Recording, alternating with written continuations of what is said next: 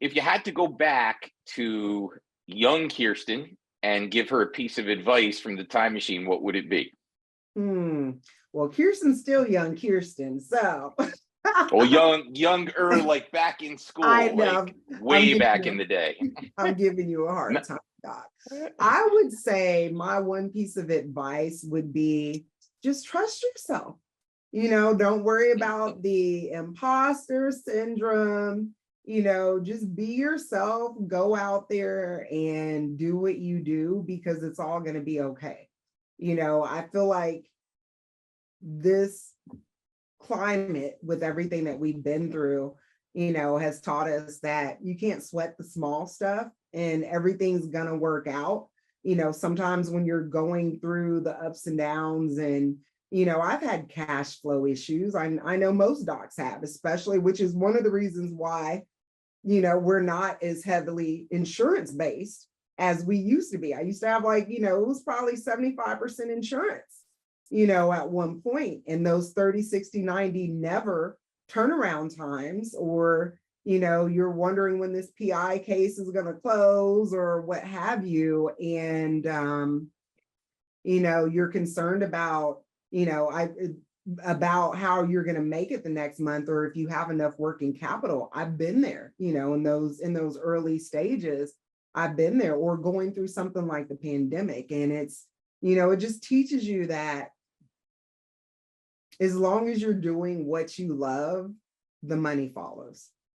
And so keeping that passion with good intention and having a purpose that's greater than self, I think those are some of the things that, I would reinforce. Don't worry, be happy, or what have you. But I'm just thankful, because there were a few close calls where,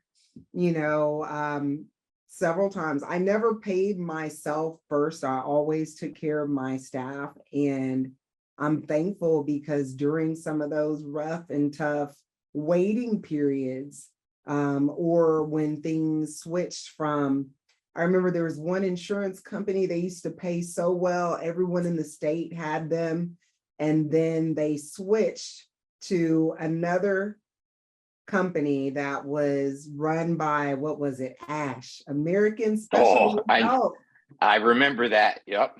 So we went from being reimbursed, $120 to $140 a visit to like $25 or $35. And I didn't know that I was paying for patients to come in and see me, so in those moments, knowing that, you get through the tough ones, it's going to be okay. And, sometimes, you can't immediately see the light because you're going through those storms. It's not easy.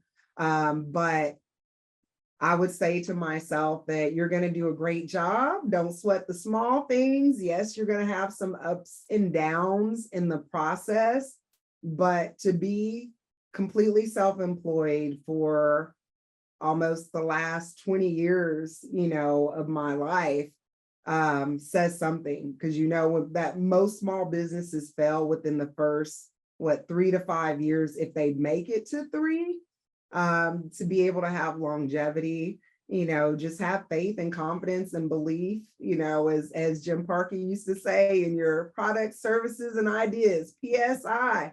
Have faith, confidence, and belief in your product, services, and ideas, and know that there are certain challenges too that my community faces. And I'm talking about the African American, the Black community, Black and brown people face, that most chiropractors, because they don't look like us, don't face.